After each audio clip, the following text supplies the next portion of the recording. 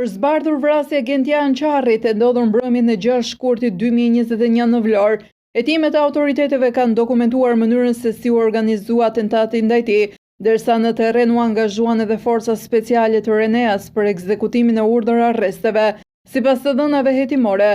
autorët qëndruan por rreth 10 minuta në rrugë duke pritur momentin kur Qarri të dilte nga ambientet e një gomisterie pranë zonës dhe të drejtohej drejt një lokali. Pamjet filmike të sekuestruara tregojnë se automjeti tip Toyota Yaris, ku ndodheshin autorët, është larguar për pak çaste pasi në zonë ka kaluar një makinë policie për të rikthyer sërish dhe për të pritur daljen e objektivit. Nga pamjet administruara nga policia, rezulton se ndajti është qelluar me automatik nga brenda makinës në lëvizje, duke u shkrepur rreth 20 plumba, nga të cilët 6 e goditën në trup. Qarri, i njohur në Vlorë dhe me Nofkën Gëçe, ishte kthyer për rreth 3 vitesh në Shqipëri, pasi kishte vuajtur në Itali një dënim me 11 vite burg për trafik droge.